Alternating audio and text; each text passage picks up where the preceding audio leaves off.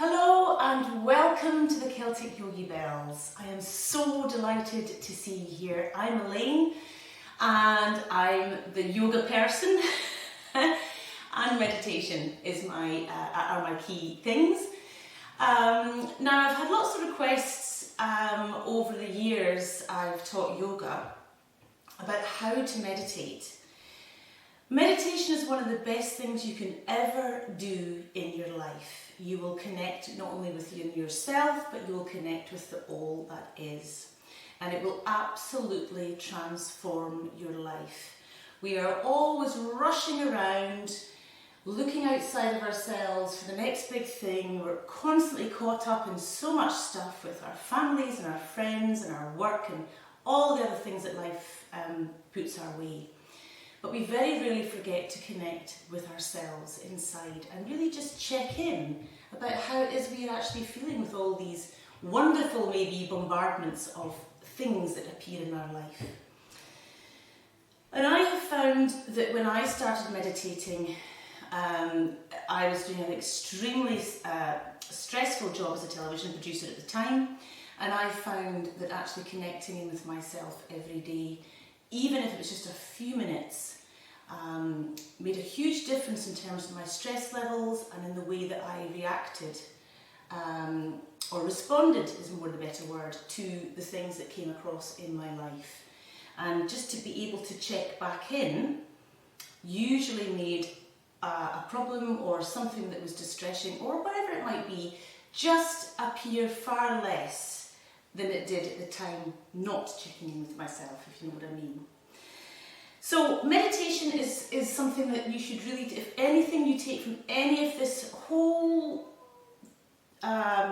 program that Rhonda and I offer, meditation is most definitely the key to a sense of well-being and to help reduce your stress levels completely, very quickly. Which is what, of course, is the best thing you can do for your immune system as well. If you are constantly under a stress, flight or fight mode, your hormones are overdrive, your stress is overdrive, and that is not a good thing to sustain over a long period of time for your general health and well-being. So, how to meditate? Well, you can do it in a number of ways. You can either sit up straight in a cross-legged position, which is what most people normally do, or if you have problems with cross-legged positions, you can always just sit on a chair with your feet flat firmly on the ground. Some people like to do meditation lying down, which is also good, but you do tend to perhaps fall asleep with that. You want to kind of still be maintaining awareness. But at the end of a yoga class, I will show you also after this how to do savasana properly, which is your lying down meditation posture, which is again the most important posture in yoga in actual fact. And that will allow your whole magic of the yoga practice integrate into the body. But again, it's another form of meditation and it's another form of deep relaxation through awareness. So, I like to sit quite often just in half lotus, and I usually have one foot up here, or I do it with the other leg. I like to bring balance into my life, so I don't always favour one side over the other. I find that's the most comfortable because it makes me sit up straight, generally speaking. But if you struggle with sitting up straight, if you find yourself slumping a little bit, you can always put your back against the wall, which can give you support. Or you can bring a cushion. In this case, I have a bolster, which you can always sit at your back like so, just to kind of hold you steady. Some people like to have a smaller cushion just under their bottom a little bit, so it kind of allows them to come forward more onto the knees. And it allows for the lengthening in the back. Just gives you a bit of support. As your core gets stronger with yoga practice, or if you're doing kettlebell, any kind of fitness that works on the core, you'll find that you will be able to sit for longer periods of time without any of these props. I certainly found at the beginning when I first started meditation it was really difficult to sit for long periods of time, but as I built up my core strength, my back strength, I can sit like this for quite long periods of time now. So you can either sit in cross-legged. Some people like to sit in Virasana, which is this position here, where you come in between Your legs are here alongside your thighs. Some people like to sit like that, but that is quite a strong posture to sit in. So for a beginner, I would definitely stick with the cross-legged position if I were you. All right, and then the next thing is simply to close your eyes. You can have your hands on your knees if you wish. You can also bring them into a little chin mudra if you wish, bringing the forefinger and the thumb together, or the middle finger and the thumb together. So you can just find yourself with your hands in a comfortable position somewhere, either on your legs or in your lap. Closing your eyes. And then I just want you to start to focus your attention on your breath. So you're breathing in through your nose and out through your nose. And as you breathe in your nose, you want to allow the belly to expand with the inhale. So just allow it to become nice and big and round, a bit like the Buddha with his round belly. That signifies him breathing in the breath of life, the prana, breathing in the all. So when you breathe in, just observe the breath coming in, and then observe the breath going out. And if you want, you can bring a counting mechanism into this if you wish, if you feel you need something to keep your mind active on just the breath. So you can perhaps breathe in to the count of 4, hold for a beat, and then exhale for the count of 4, hold for a beat. As you become greater at bringing in the air, you can make it 5, 6, you can work with the numbers if you wish. There are many, many forms of different types of counting meditation techniques you can use, but this is a good one to start with. I always find that counting in for 4 and exhaling for 4 is a good way to do it. So you want to relax the shoulders. And if you like, you can start to be aware of, as you breathe in, you're breathing in the life force, and as you're exhaling, you're letting go of everything that no longer serves you. You can imagine all that flowing out of the body if you like to begin with. And then just you want to keep the awareness on the breath. You will find that your mind will wander. That's the nature of the mind.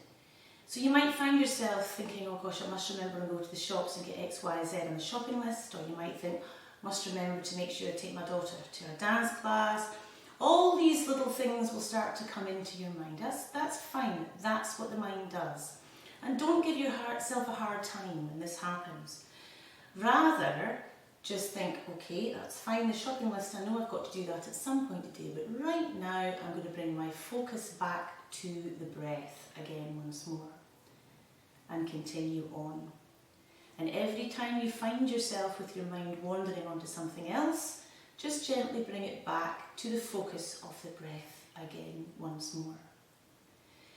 And you'll find that even if you start off with 2 or 3 minutes of this a day, you will want to do more and more the more you do meditation. Because the sense of well-being that more often comes really makes you want to do it more. But don't go into meditation with any expectations of what will happen or any outcome. I usually find quite often if I sit to meditate and I'm concentrating on my breath, feelings of well-being and peace often transcend just all over my body.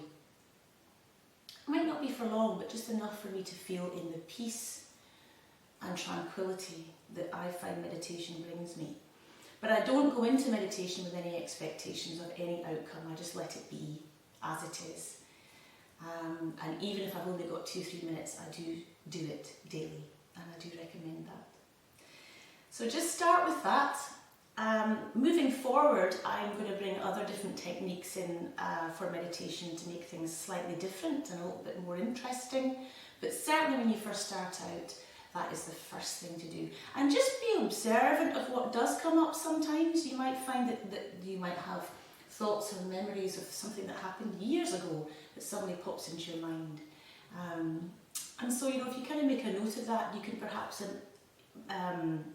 decide have a look at that, why that particular memory has come up. It might be something like a life lesson that you can now look at from a different perspective, not being so close to the situation at the time. It might help you with something you're dealing with now that you had dealt with back then in a similar fashion, or a way you wouldn't deal with it again. It's quite interesting what comes up with meditation. But focusing on the breath is the best way to start as a beginner. The second thing I want to show you is savasana, which is what I always recommend after every single yoga class. And it really is very, very simple. It's the same kind of thing. All you want to do is you want to lie down. I always give my yogis a blanket like this. And we have our bolsters in class. But a cushion, anything will do. You don't have to have this either. Quite often people just lie down as normal after class, like so. So you want your arms out by the side, your legs just go where they're going to go. Okay. If you're using the bolster, I'll just show you quite often, particularly if you've got a natural curve in your lower back, putting a bolster under your knees like so. I might get the blanket on so you feel nicely looked after. That just keeps you warm as well, because quite often if you've done a strong yoga class, you can cool down quite quickly. So I just have my yogis lying like so. And the secret really is to completely and utterly let go, surrender, and imagine your body melting into the ground, melting into the ground.